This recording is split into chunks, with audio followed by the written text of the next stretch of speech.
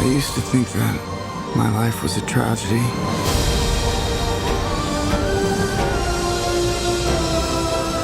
But now I realize it's a comedy.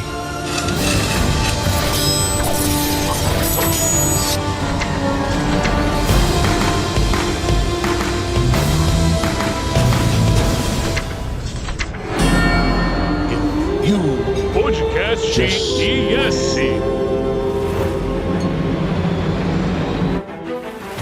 Olá a todos e todas e todos que estão nos ouvindo e assistindo, sejam bem-vindos a mais um videocast da IS.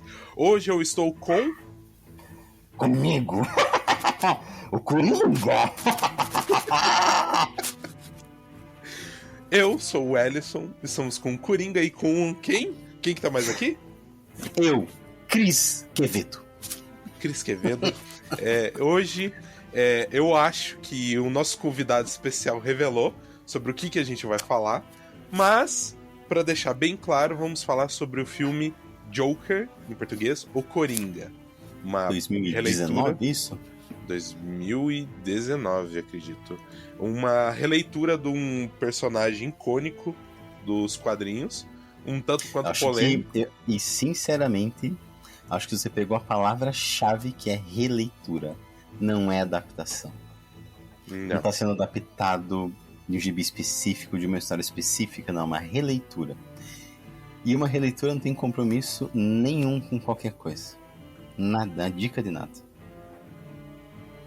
Exato. É porque ela simplesmente está contando uma história de um outro ponto de vista, e talvez, principalmente um personagem de quadrinhos, como a gente não está contando uma história... Personagens de quadrinhos, no meu ponto de vista, não sei se você vai concordar, muitas vezes eles não têm histórias muito fixas neles. Né? Tem o que é o personagem é fixo, e depois, conforme você pode trabalhar em outras histórias originais para filmes, contanto que você está contando quem é esse personagem, né? Acho que esse é o grande ponto de vista. Mas, antes da gente falar mais sobre o filme, em si, eu quero convidar você que está nos escutando, nos ouvindo, nos vendo, nos cheirando, nos mascando gostoso, cuspindo pra cima também, para ir lá e curtir os dois Instagrams da @ISEditora, @Impérios_Sagrados, o nosso site /blog Impérios_Sagrados, tudo no plural, .com.br, para que você saiba das novidades que a gente está fazendo, que a gente está produzindo, do que tem de chamadas para publicações em aberto, e é claro, anunciar esse podcast para todo mundo aí, para você mesmo, na sua loucura, na sua insanidade coringática, pro pai, pra mãe, pro vô, pra avó, pra namorada, pra mãe, pra todo mundo. Pro Papa, manda pro Papa também. manda pra todo mundo. Imaginou o Papa na missa citando a Yes? Uou. A minha questão seria o que ele citaria, né? Aí seria choque. Choque. E Meu agora? Deus. Vamos longe demais. Deu. Mas para falar desse filme, eu vou ler uma pequena sinopse dele para deixar todo mundo a par do que fala o filme de início, antes da gente começar a nossa discussão. Em Coringa, Arthur Fleck, interpretado por Joaquin Phoenix, trabalha como palhaço para uma agência de talentos e toda semana precisa comparecer a uma agência social devido aos seus conhecidos problemas mentais. Após ser demitido, Fleck reage mal à gozação de 3 homens em pleno metrô e os mata. Os assassinatos iniciam um movimento popular contra a elite de Gotham City, da qual Thomas Wayne, Brett Cullen, é um maior representante. Eu acho que é uma sinopse um tanto quanto... Fria. Sinopse pelo site Adoro Cinema. Problema deles, se eles não gostaram do que a gente falou. Não cita a fonte, né? O Edson já tá criticando. Você tá arrumando guerra, é isso? Tá tretando. Mas tô. Adoro Cinema, tem que fazer uma sinopse de qualidade decente. Tudo bem. É, Aí depois a gente é processado, que a gente não sabe por quê, né? Que daí eu recebo lá, ó, mais um mas daí processo. mas daí não é eu que luto. Mas daí não é eu que luto. Ah, Mas daí não é eu que luto. eu quero começar citando qual é o tema que começa no início do filme e termina quase nas últimas palavras, né, do Robert De Niro, do entrevistador, do Murphy. Qual que é o tema e esse tema do filme, né, que tem muitas referências, mas qual que é o tema que começa o filme nos noticiários? Agora você me pegou. Ah, Agora você me pegou. a greve dos lixeiros. O lixo que se acumula. Mas que lixo é esse? De que lixo que tá falando? Porque tudo, se o diretor fez, né, tem aquela velha frase que meu namorado cita muito, que é: se Deus fez, é porque cabe, né? Então, se o diretor colocou, é porque tem sentido. Ao meu ver, tá falando do lixo da saúde mental, daquilo que está acumulado, daquilo que não é trabalhado, que não é colocado para fora. É o lixo da sociedade. Então me parece que o Coringa está representando aí o lixo da sociedade, aquilo, não ele enquanto pessoa, mas o que a sociedade condena e deixa de fora. Então, gostaria de começar falando isso, senhor Wellington. Veja se tem sentido. Não, eu acho que tem sentido. Não tem? Não. Não. Não, vários não, gente, aqui. Não comece. Eu vejo que tem sentido pelo contexto de que, como você disse, um diretor e especialmente um roteirista, quando eles vão criar o roteiro, criar a fotografia do filme, quando eles estão planejando, ele não é simplesmente aquilo que está jogado na cena, o ator falando e fazendo as coisas. Tem muito aquilo que você tem que sentir na cena, interpretar nela. É um produto audiovisual, então você tem que ver tudo que está na tela, que não é fácil você gravar um filme, então ele tem que ter um propósito para aquilo que está na tela. Em vários momentos, principalmente no início do filme, antes dele, vamos dizer assim, coringar, o lixo é muito evidente. Tem um momento que ele tá bravo num beco, sentando em volta do lixo. Tem muito lixo acumulado, tem lixo pra tudo quanto é lado. E depois o lixo não tá tão em plano, mas talvez porque o foco tenha mudado naquele momento da narrativa, né? E isso tem um propósito, e eu não tinha pensado nisso também, mas acho que é muito óbvio de ver que. Ver como. Não querendo trazer o mesmo discurso, né? Mas aquele momento histórico, muitas pessoas estavam vivendo no lixo. Uhum. Porque as pessoas estavam sendo vistas como lixo. Uhum. Né? Eu acho que isso diz bastante como crítica do momento, como crítica social, até hoje em dia, né? Você tem esgotos ao céu aberto em tudo quanto é lugar do mundo, e nunca é no local onde a classe alta tá vivendo. Uhum. Agora vamos recuperar pro público aí que tá nos escutando. Obrigado por você que tá com a gente aí há vários episódios. Isso é muito importante. Você é importante para nós. Fale com a gente. Extremamente. Deixe sua opinião. Apareça na nossa casa com um machado atrás da gente, correndo, gritando. Que delícia. Meu sonho. Ai, que delícia. Ai, que loucura. Ai, que delícia. Gente, na outra semana o Ellison e eu estivemos no Copacabana Palace, né? E sim, estivemos lá. Não é o caso o que ou porquê, né? Mas estivemos, isso que é importante, né? Estivemos. E nós realmente pensamos na Narcisa, né? Ai, que loucura, ai, que delícia, né? Mas eu sei que nós estamos interrompendo aqui a programação normal do podcast para falar isso, mas é para desviar o foco e a atenção mesmo. Por quê? Porque qual que é o rolê, qual que é a história do Arthur Fleck? Isso. Né? Eu tô me acostumando, porque é a segunda ou terceira vez que eu assisti o filme, e como bom fã do Batman, pra mim é muito estranho o Coringa ter um nome, porque nos quadrinhos originais, né? Originais, pode dizer originais, não tem, você não sabe quem que é ele, não tem um nome, ele é o Coringa. Então, nas versões que aconteceram, ou nas releituras, mas nessa releitura em específico, tem um nome, uma identidade. por que tem essa identidade. Né? Me leva a pensar que, na verdade, é uma identidade que ela não existe, né? Porque ele é adotivo. Quem que é ele de fato? Né? Tanto que, como o Hélio estava falando, no início ali, ele é um palhaço, né? O Arthur Fleck é um palhaço contratado, que é um palhaço que não, parece não ter graça. As pessoas não riem com o que ele faz, não se emocionam. Ele começa a ter graça quando ele começa o processo de enlouquecimento. Aí ele começa a ter graça. Bom, ele é filho, né, de uma mulher que é considerada, que ele descobre depois, esquizofrênica, psicótica também, não, acho que é só psicótica, se não me engano. Talvez esquizofrênica, não me lembro exatamente o termo, né, mas acho que é os dois rolês. Não, mas acho que sim. E que ela teria dito que ele seria filho do Thomas Wayne. Né? O que para quem conhece quadrinhos, quer dizer, é difícil quem não conhece a história do Batman, né? Mas é totalmente doido, maluco e insano, né? Ele ser irmão do Bruce Wayne, que é o Batman. Né?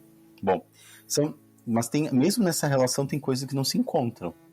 Porque a idade do Bruce lá com 8, 10 anos de idade não bate com ele que já tem mais de 40, por exemplo, aí, visivelmente no filme, né? Tem várias coisas que não batem ali, mas ok. Mas isso é eu, enquanto fã do Batman, criticando isso que é uma pedra de toque assim, importante para quem é fã, para essa relação com o Coringa e tal. Acho que tem mais paralelos ali. Vai me interrompendo, vai me cortando, e o Edson, senão eu fico tomando conta, porque não, mas eu tô escutando. Pra mim é muita coisa, né? Eu tô escutando. E esse é um detalhe que, assim, lá em 2019, quando o filme lançou, a primeira vez que eu assisti o filme, por ele ser uma releitura, que ela não se preocupou em manter, digamos assim, um cânone, vamos colocar assim, tá? Do Batman, porque, assim, você pensar que é um Coringa que tem 30 anos, se eu não me engano. Tem 30 anos. Visivelmente mais, né? Mas, visivelmente, talvez por questão de saúde, porque ele tá subnutrido, ele tá tomando 7 medicamentos. 7 medicamentos. Bom, todo mundo sabe que quando você toma muito medicamento, isso te destrói se você não se cuidar. E ele claramente não tava se cuidando. Mas ele também fala que a mãe dele trabalhou há 28 anos atrás pro Thomas Wayne. Então isso mais ou menos coloca ele dentro da faixa de 30 a 30 e poucos anos, né? Que seja. Só que o Bruce Wayne, ele tem 8 anos. Até ele ser um Batman, ele levaria uns 10, 15 anos de fato pra ele ser o Batman, certo? Você tá sendo muito, muito generoso, muito. Porque nas histórias o Bruce volta com mais de 25 anos pra Gotham. Então... Isso é uma história linear, né? Então, assim, ó, muito tempo. Então, não, mas eu tô sendo generoso dizendo que ele, no mínimo, 10 e há 15 anos. 15 anos ele teria uns 23. Então seria quase 20 anos pra ele ser o Batman, de fato, combatendo o crime. E agora você vai estar uns 50, 60 anos. Então, assim, não encaixaria.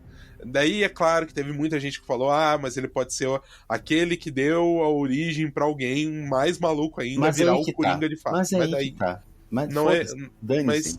Exatamente.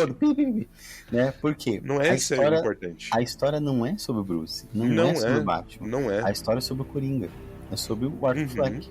Mas aí que tá. Senhor, mas esse é o ponto que eu tava querendo trazer. Porque lá atrás eu não gostei do filme. Tipo, a minha grande crítica naquela época sobre o filme era que ele poderia ser um filme por si só, não teria sentido ter essa conexão com o universo do Batman. Sabe qual que seria legal pra mim? Ele ter uma conexão, tipo, feito com o Batman que saiu agora o ano passado, 2023. Seria muito massa se tivesse essa conexão. Absurdo. Seria. E do mesmo jeito, um Batman, um Coringa mais velho, dependendo da história que você for criar, pode funcionar. Sim. Pode funcionar. Mas por esse fato, eu acabei não gostando de um filme que hoje, quando eu reassisti o filme, eu gostei muito mais dele, porque eu já tava com a cabeça de separar o Batman dos quadrinhos, o Batman de qualquer outra mídia, o Coringa de qualquer outra mídia, e olhar pra história desse personagem, pra narrativa Vejam, desse senhores, senhoras e Ele senhores, senhoras e senhores, temos aqui um momento histórico no podcast. É muito histórico o podcast. Aproveite, isso. Depois de aproveite. 56, 57 episódios do podcast, né? É mais um, porque tem o Zero que não conta pra gente aqui, que é o piloto, né? O pilot, né? Que não Parece conta. série dos anos 2000. Piloto. Todo Que às primeiro vezes- episódio, piloto. Piloto, né? Tava lá um piloto. Na minha cabeça sempre tem isso, piloto, pilot. Que o senhor PhD Dr. Wellington, né? Não precisa, na verdade, só PhD, doutor, não precisa, já tá imposto na frase PhD, né? Não admitir essa separação das mídias. Uma pessoa, não, isso não existe. Da mesma forma que até ele é negacionista, né? Ele dizia assim, né? Dizia Terra é plana, Tem volta. negacionista. Mas aqui eu digo que há coisas que eu nunca vou admitir. Mas Ele entende que a diferença é que não existe nada original. Tudo é cópia. Nós somos cópias. Tudo é cópia. Tudo é cópia na vida. O que é quando você, desde a Ilíada de Homero, é cópia do quê? Dos contos que tinham na época dispersos entre várias religiões e mitos. Depois a própria Bíblia é cópia, assim. Ninguém lá critica, processa yes, nem aí, faz o que você quiser. Manda os advogados também, dane-se. Sabe? Tudo é cópia, não tem nada original. Pare, nem Batman, nem Superman, não merece. Tudo é cópia da cópia da cópia. De algum lugar foi tirado, algum lugar alguém viu. Então, olhar o que é uma releitura, o que é uma adaptação, o que é uma transmediação, o que é mídia, é muito bacana. Parabéns, Wellington, né? Parabéns, 57 episódios depois, os meus ouvidos ficam anos em festa. isso não vai acontecer sempre, tá? Festeje. Tem várias musiquinhas aqui, gente, tambores e tal, quando o Wellington edita. Não sei disso. Mas porque ele conta uma história que é claro que ela não é perfeita. Ele ganhou o Oscar, o Joaquin Phoenix, merecidamente, pela atuação inacreditável, porque assim, tem um momento que ele... Pra mim ainda, eu admito, por causa da violência, do sangue, o Heath Ledger pra mim é icônico e imortal. Aquilo, e que também ganhou o Oscar, né? Sim. Assim. Mas aqui é nesse momento que eu olho assim como o Coringa, personagem do universo do Batman, o Heath Ledger foi mais Coringa, né? Aqui a gente tá olhando Coringa, né? Tipo, qual Coringa, né? Então assim, aqui eu tô olhando assim, porque tem momentos em que ele eu não vou dizer que ele é um pouco coitado, mas os momentos que ele coringou. Quando ele tem os momentos mais sombrios dele, que você vê na expressão que ele é assustador. Mesmo ele não estando caracterizado com a maquiagem, com o rosto pintado, tem momentos que você vê a loucura, assim, de fato, né? No rosto dele, você vê que sim, ele consegue ser extremamente assustador nesses momentos. Mas ao mesmo tempo o filme ele tem eu acho que vários problemas várias lacunas de roteiro no momento em que ele de certa forma parece que ele tá vitimizando muito o Arthur Fleck. Em alguns momentos ele parece ser vitimizado bastante. Então assim mas tem um balanço. Mas aí é que tá. Do quê? Vítima do quê? Não, mas tipo que o mundo é muito ruim, mas a meu ponto de vista, meu outro ponto de vista, eu disse que a gente tá vendo o filme pela ótica dele. Ok, mas tô te fazendo uma pergunta. Então, mas vítima do quê? Mas que a violência, a resposta que ele tá vindo sendo do que ele tá sofrendo, dele ser ridicularizado, dele ser maltratado, dele ser agredido. Você começa o filme com ele sendo espancado na rua, e depois ele sendo culpado. Antes, né, vamos talvez fazer uma coisa linear, só que não do filme, mas dos fatos lá dentro da narrativa, que ele tem uma mentira sobre o nascimento dele, ele é adotivo. Então, a mãe dele teria espancado o próprio filho, né? Na verdade, ela assistiu o namorado espancar ele, né? Espancar ele. Então, depois disso, linearmente, né, ela mente e não fala quem que é o pai, e depois mente por questão da doença de saúde mental dela, que seria o Thomas Wayne. Aí ele vai com vários problemas, enfim, né? Vários problemas, várias questões. A síndrome pseudobulbar, por exemplo, que é uma síndrome que ela é uma condição que vai caracterizar a pessoa, né? Que são relações involuntárias, incontroláveis, de riso, de choro, que vai ser desproporcional ali o que está acontecendo, né? Então, aí ele vai, devido a isso, ele vai procurar uma psicoterapia. Essa psicoterapia, né, pega uma profissional que faz as mesmas perguntas e ignora quem ele é. De repente, o mínimo que ele tinha cortado pelo governo. Então, justifica ou não justifica? Quando o mundo te maltrata tanto a ponto de você se tornar um fardo para si mesmo, justifica ou não justifica? Aí assim, na minha opinião, eu acho que até certo ponto não. Mas aí é que tá. Assim, ok, mas estamos aqui Então, pera. no momento. Então, pera. Estamos aqui no momento. O mundo é cruel. O mundo é cruel. Mas... então eu vou ser bom. Deixa aqui. Vamos dar o seguinte: você me dá 200 tapas na cara todo dia. Então eu vou ser bonzinho, tá tudo certo. Não, mas aí é que tá. Se o mundo é mal, você vai replicar o mal do mundo? Por que não? Porque sim. Não, por que não? Por que não faria isso? Você, por exemplo... Onde é que tá o limite? Mas aqui agora eu vou pegar. Ele, durante todo o filme, ele teve uma... Ele imaginou, ele construiu na cabeça dele um relacionamento com a vizinha. E até que chega um momento que isso foi... A todo momento foi imaginado por ele. E ele entrou no apartamento dela. E no momento que ele tá no auge que ele tá coringando, e vamos usar o termo que foi criado, e não se sabe o que aconteceu com ela. Porque uma pessoa porque se alguém invadir a sua casa, você chama a polícia. Isso nunca foi feito. E ele matou a mãe dele a sangue frio, ele matou o cara que deu uma arma na mão dele. Mas a pergunta é: aonde tá o limite?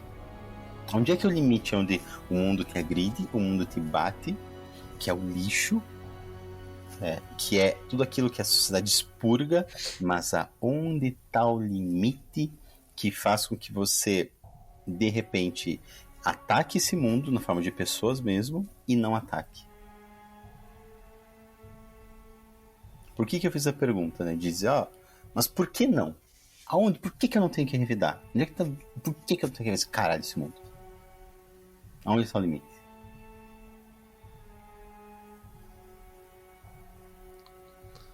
Agora eu vou ter que ser, vamos dizer, moral. Não, limite moral. O limite de lei. Limite de lei. Não, mais simples. A saúde mental. Saúde mental. Se você tem uma questão patológica ou não. Esse é o agravamento dele. É um filme que tá falando sobre isso. Não é sobre um cara que enlouquece do nada, que aparece nos quadrinhos do Coringa do nada. Porque o Coringa aparece do nada, você não tem explicação disso. Ele aparece, ele brota. Ou você tem lá Batman de 89. Um cara, Coringa, que é o Jack Nicholson, um filme, né? E que ele é um gangster, beleza. Depois Batman, nos anos 2000 não tem Coringa ali depois, dos anos 90 para 2000 não tem Coringa, ainda bem, graças, não teve Coringa ali, né? Não teve. Batman do Nolan, tem Coringa, lendário, que é um cara que é um psicopata, não é um psicopata, mas não só isso, ele é um cara que é interessado em ele fixa a personalidade do Batman, a questão dele é com o Batman, então ele é fixado no Batman ali, é um psicopata, uma psicopatia ali. Mas ainda a questão dele é um cara meio mafioso, ele lida com a máfia, ele tem gangster que ele paga, gente que ele pega ali, então, muito bem. Nesse a gente não tá falando disso, nenhum dos dois.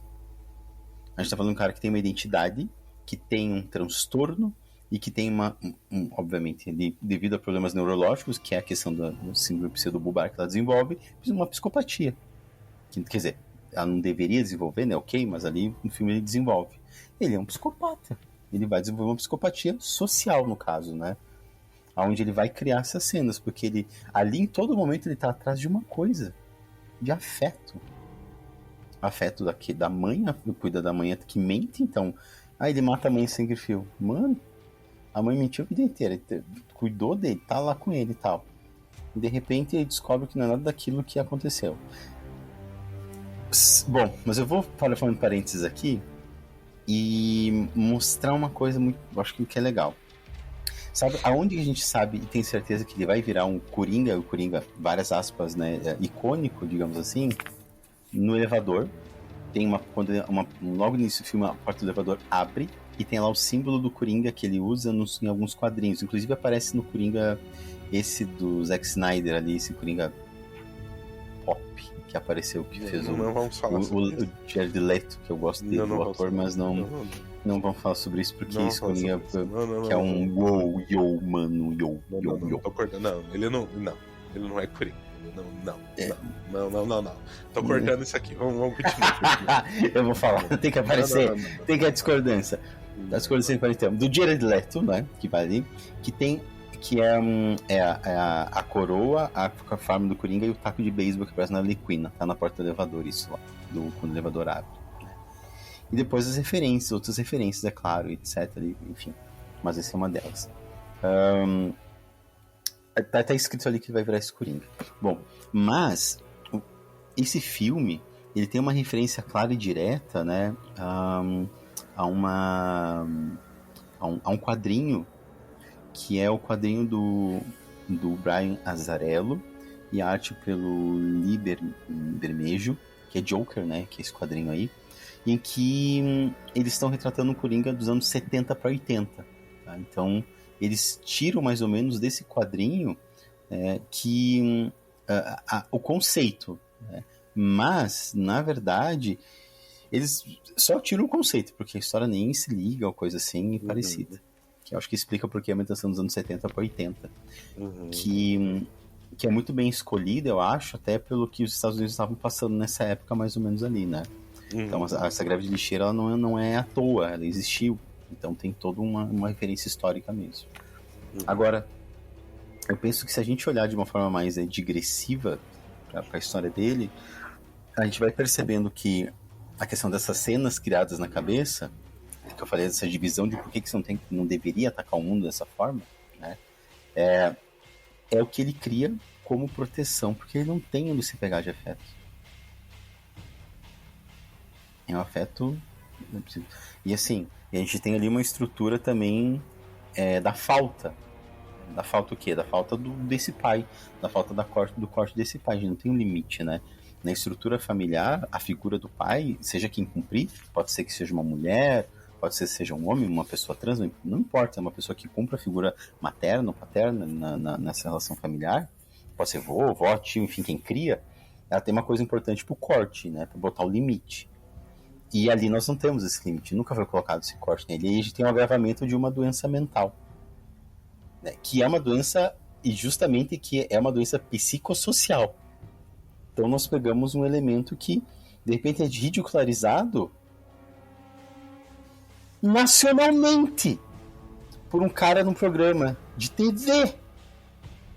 E não justifica ele se revoltar com o mundo? Esse mundo maravilhoso que trata tão bem ele, Sr. Wellison? Não, ele se revoltar com o mundo justifica. O que eu falei que não justifica as ações que ele tomou com a revolta dele. Matar pessoas nunca é justificável. Nunca é justificável. E que saco, eu tô sendo um... Tá, moralista. Mas desculpe. Discorde, gênero legal. Não, vamos sustentar, vamos isso aí. Justifica. Vamos lá. Tem ao final do livro chamado Ashman em Jerusalém. Eu vou trazer polêmica aqui, espero que as pessoas briguem bastante comigo e vamos lá.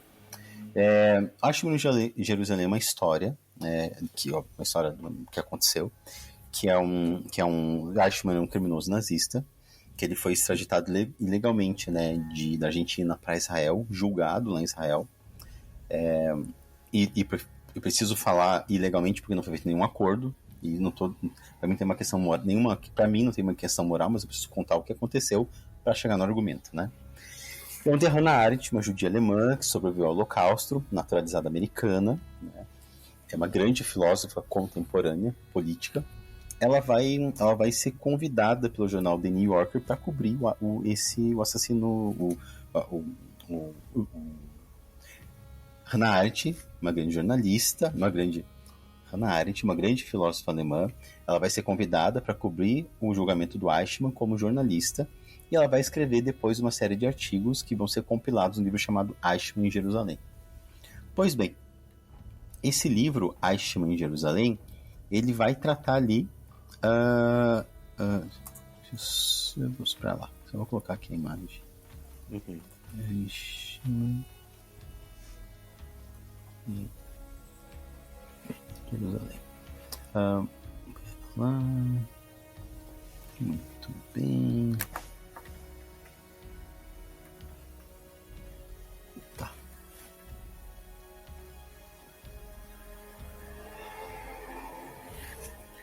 Então, esse compilado de artigos vai ser colocado num livro só chamado Eichmann em Jerusalém. Esse livro vai suscitar muitas e muitas discussões na época. O nome do livro é Eichmann em Jerusalém, um relato sobre a banalidade do mal. É escrito pela Hannah Arendt. Pois bem, esse livro ele vai falar então das ações do Eichmann, que sistematicamente respondia que ele não tinha matado nenhum judeu, que ele só controlava os trens na Alemanha, que determinavam quantas pessoas iam para cada um dos campos de extermínio, e que ele mesmo nunca tinha matado ninguém com as próprias mãos. Bom, o resumo da ópera é que o Eichmann foi condenado e foi sentenciado à morte. Foi sentenciado à morte. Ele foi por enforcamento.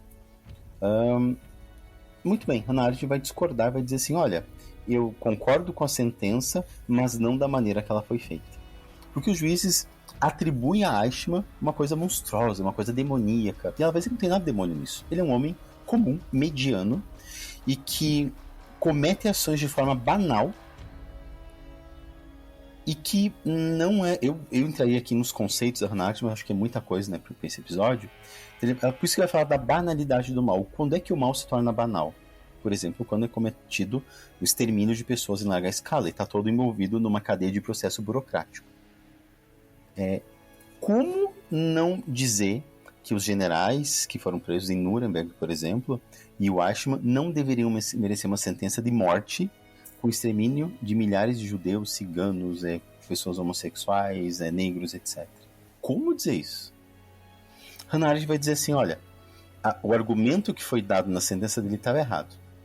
E aqui tem muitas pessoas que discordam, mas ela fala assim, que ao final, né, do julgamento, a sentença deveria ser proferida mais ou menos de uma forma, assim, de dizer, Eichmann, da mesma forma que você não quis partilhar a terra onde nós vivemos com todo um povo não quer partilhar a terra com você. E portanto, e somente por isso é que você merece morrer, você merece ir pra forca. Então, eu acho, certo, é um achismo, que não estou defendendo nem pena de morte, não estou defendendo que as pessoas devem matar umas às outras, não é isso, né? Mas que tem que ter muito cuidado nessa discussão. Porque, para o Arthur Fleck, né, em Coringa, o mundo que ele estava não queria compartilhar um lugar dele no mundo. Então, se o mundo não quer compartilhar um lugar que eu tenho, com o que eu faço? Para onde eu vou? Eu me isolo? Morro à míngua de fome, que é o que está acontecendo com ele, não estava acontecendo no filme com ele? Eu revido de algum jeito ou de outro?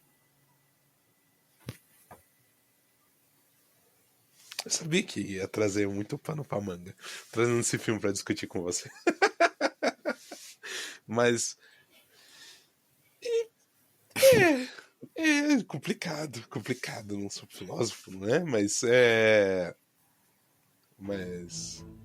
bom, até eu me perdi. Vamos lá, pessoal, vamos trazer mais coisas então. Tem uma referência direta ali também a uma inversão total, né? A cidade precisando de uma resposta. Quando Gotham precisa de uma resposta, quem é que surge como resposta? O Batman. Então ele inspira as pessoas, no caso ele é um anti-herói, né, que vai inspirar medo. As pessoas vão ter medo de sair na rua por causa da presença dele, apesar dele garantir a justiça. Algo assim, meio insano, mas é mais ou menos assim. Na falta dessa inspiração, quando o Coringa mata os 3 caras dentro do trem, né, que estão ameaçando uma mulher, veja, olha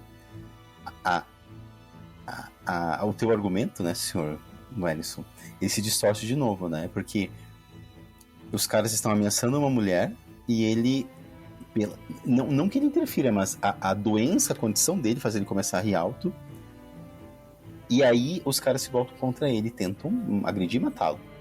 Ele vai, revida e mata eles. E salva a mulher, né? Veja a dificuldade da gente dizer se a morte ou o assassinato é a resposta ou não. Friamente falando, para quem estiver escutando, pode sentar aqui e falar com a gente que eu poderia, o tom moralista, é errado matar, beleza. Tem vários, de novo, daí volta no argumento e diz, tá, então ele devia ter feito o quê? Dado a cara a tapa, como diz a Bíblia? Mas assim, da mesma forma que lá no final, quando ele mata o Murray, o apresentador de TV, é argumento, ok, ele estava sendo ridicularizado, não é a coisa mais mais inocente que ele poderia estar fazendo, mas ao mesmo tempo ele estava sofrendo uma ameaça de vida ou morte ali para responder com matando ele a sangue frio. Do mesmo jeito que, ok, a mãe dele, ela compactuou lá atrás quando ele foi agredido quando ele era criança, que junto de toda a condição dela de esquizofrenia, de tudo que ela tem, que fez ela imaginar que ele estava feliz sendo agredido pelo namorado dela, que espancou ele, porque ele tinha essa condição que fazia ele dar risada compulsoriamente, tanto que ela chama ele de rap, mas ao mesmo tempo ela diz que ele não tem graça. Que rap, inclusive, é uma referência, né, a um dos anões, né, da Branca de Neve. Verdade. Um rap. Verdade. Mas aí eu vejo senhoras, senhores, né, e todas as pessoas aí escutando a gente, que eu não tô respondendo nada que o cara está falando aí. Só tô ignorando tudo. Vou jogar mais coisa, que é... Uhum. Então, enquanto o Batman é esse símbolo que aparece pra salvar Gotham, né, e as pessoas ficam com medo dentro de casa, no último filme é Vengeance, é a vingança, que depois se transforma na justiça, né, também tem a mesma coisa com o Coringa. Ele também inspira as pessoas a reagirem ao que está acontecendo na cidade. Só que de uma outra forma, né? É uma referência direta e clara, né? Isso é da década de 70 para 80, ali das revoluções, a Revolução Árabe, a Primavera Árabe, e assim vai, dentro desse contexto histórico. Direta nisso. Vai inspirar a revolução, né? Que tipo de revolução? Contra o quê? Caos? Sim, a revolução tem caos, você não controla uma revolução, ela é incontrolável. No caso dele, é uma revolução que vai começar, claro, devido ao quê? Assassinato. A morte. Claro, e óbvio que com isso eu jamais concordaria com qualquer coisa desse tipo, não é? Agora, dizer que a morte ou o assassinato não são soluções para nada, eu já também não consigo, porque acho que a vida é incontrolável, incontornável demais para a gente poder afirmar qualquer coisa dos extremos, não é? Inclusive eu, como um profissional de saúde mental. No meu caso, até mesmo enquanto psicanalista, né? Porque o próprio pai da psicanálise, Freud, ao final da vida comete suicídio porque estava com um câncer que estava retirado quase toda a maxilar e boca dele, e ele, em dado momento, não aguenta mais e pede pro amigo dele comprar morfina e se aplica. Não dava mais. E aí? Vai dizer o quê? Que nenhum momento, no caso dele, é solução? Acho que nós temos que desmistificar, inclusive, essa discussão sobre morte, sobre suicídio, inclusive para a saúde mental, e não mistificar mais. Só que agora tem que lembrar, ao meu ver, do começo ao fim do filme, que nós estamos lidando com um paciente que tem uma questão de saúde mental piorada e agravada pelas questões sociais. E eu digo, Hoje, agora, na sociedade, o quão a nossa sociedade deixa as pessoas doentes, o quão a nossa sociedade faz as pessoas irem para o enlouquecimento.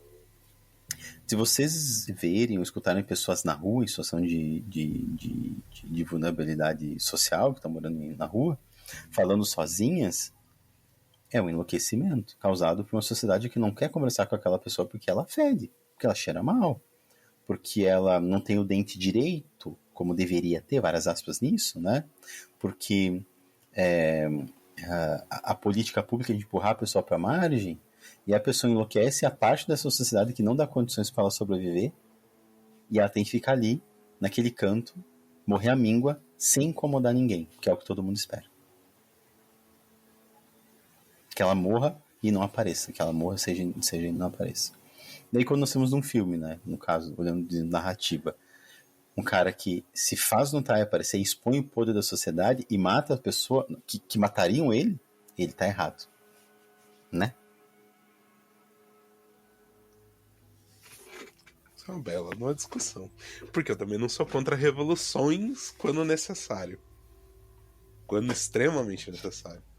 E é um papo de muitas coisas, né? Quando a questão de revolução, no sentido que a violência muitas vezes é necessária para uma revolução ou para você. Não, calma. A frase correta é: só existe revolução com violência e sangue. Só. E me desculpem os que falam: a revolução não existe revolução pacífica, a estrutura social não muda com a revolução, não existe revolução pacífica na mesma frase. Não, nem do Gandhi, é outro rolê, é outra coisa. Não. Porque ambos os lados, o lado que tá tentando retomar aquilo que perdeu com as revoluções, ele também responde com violência. Com violência e sangue. Acho que vários exemplos na história de quando a sociedade ela dá um passo em várias questões de direitos e as outras pessoas, o lado que que tem os seus, digamos assim, os seus direitos tomados responde com violência e sangue. Então, assim, um dos dois lados sempre vai ter, e é sempre necessário. Mas tem outra coisa, né? Vamos lá, vamos falar do final do filme. Vou falar uma outra coisa antes. Aonde nasce esse Coringa? O Coringa que a gente vê, essa pessoa vai matar, esse cara assassino aí, onde é que ele nasce? Qual é o ponto? Aonde é que ele nasce?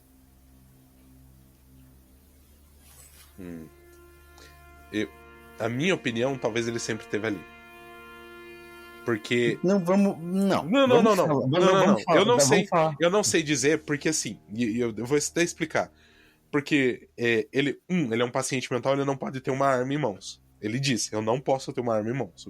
O Randall, acho que é o nome do personagem, ele entrega uma arma pra ele se defender, certo? Uhum. Quando ele tá com a arma em mãos na casa, ele é tentado pela arma, ele dança com a arma. Uhum. Então, assim, eu acho que a tentação tá ali a todo momento, mas talvez dizer o exato momento... Tem o exato momento que ele nasce. Eu vou... Um segundo. O exato momento que ele nasce é aqui. No asilo Arkham, ou Hospital Arkham, não é? Por quê? É o momento do nascimento dele. Porque ele tá ligado... A mãe dele foi internada, ele é adotado e vai parar aí.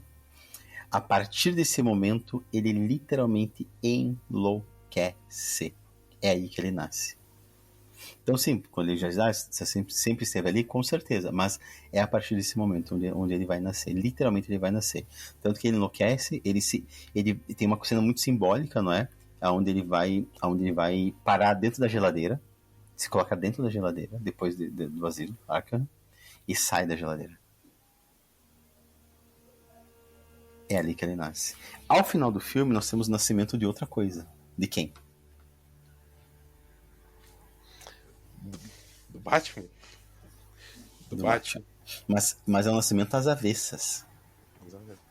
É às avessas, porque Aparece o filme do Zorro, lendário, porque o filme do Zorro, né, é onde os pais deles são assassinados depois ali, que na verdade seria uma ópera que eles estariam, aí depois alguns filmes tratam como Fantasma da Ópera, alguns filmes do Zorro, enfim,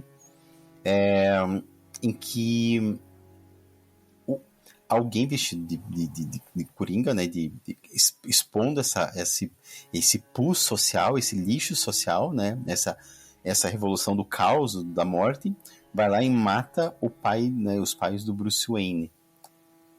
Bem, eu acho que é muito representativo e doido, né, porque não é um assassino que está buscando roubar alguma coisa ali. Ele está fazendo por vingança contra aqueles que estariam tirando dele, né? Aí, agora talvez seja o meu troco, talvez seja. Cumulado trazendo pra natureza do Batman, agora falando do Batman. O Batman, ele claro que o último filme ele coloca como vingança e tudo mais. Só que o Batman originalmente ele nasceu por conta de um crime, por conta de um crime que aconteceu, vou colocar muito entre aspas aqui, corriqueiro em Gotham. Porque era um sintoma do problema de Gotham que nos quadrinhos, nas séries, nas animações, nos filmes é retratado que Gotham é uma cidade extremamente perigosa e violenta, com a criminalidade muito alta em todos os níveis sociais, certo? O Batman ele nasceu de um algo que não que é de um algo casual e a luta dele é contra o crime. A luta dele, seja a vingança dele contra o crime, foi aí que ele nasceu, iconicamente, originalmente, vou colocar entre aspas de novo, nos quadrinhos, certo? Aqui nesse filme, ele colocaria esse Batman, ele seria totalmente diferente do Batman que a gente conhece. Porque, literalmente, esse Batman, ele tem um rosto pra vingança dele. Mas aí não faz sentido, né, ele existir, inclusive. Não faria sentido. Porque ele se vingaria, mataria esse Coringa e acabou, é isso. Exatamente. Ou ficaria biruta também, não que ele não seja, porque se vestir de morcego pra lá e pra cá é algo que não tá bem, né? Olha, alguém milionário, bilionário talvez, que faz isso não tá bem. Bem não tá.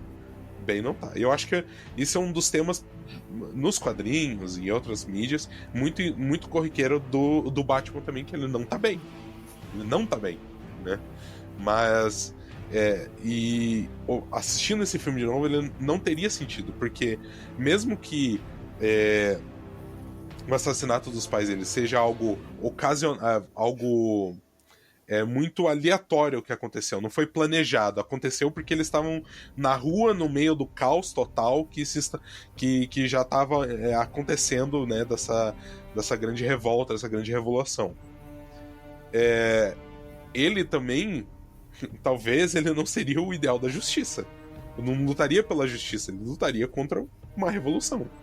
Então acho que... Mas por que isso seria uma vingança? Não entendi. Mas porque sim. Porque alguém que... Porque talvez seja... Até olhando assim pra forma como ele é retratada, como o Batman ele luta contra o crime, ele luta pra que nunca aconteça com alguém o que aconteceu com ele, certo? Ele é sempre traumatizado por esse momento. E da mesma forma, quando ele luta tão avidamente contra algo, talvez o foco de vingança dele não seja alguém, mas seja algo, entendeu? Ele tá lutando contra o crime. Não que exista como, não sei, um mundo hipotético e imaginário onde o crime nunca mais aconteça, certo? Mas ele luta contra o crime sem cometer sem usar as mesmas armas, digamos assim, no sentido de matar as pessoas, certo? E nesse filme, nesse universo construído, ele, hora que quando os pais deles foram assassinados, foram por alguém usando a máscara do Coringa.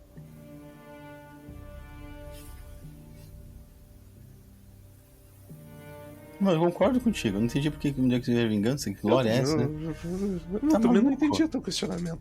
Você tá concordando comigo? Eu não tô dizendo o contrário, dizendo que não faz sentido.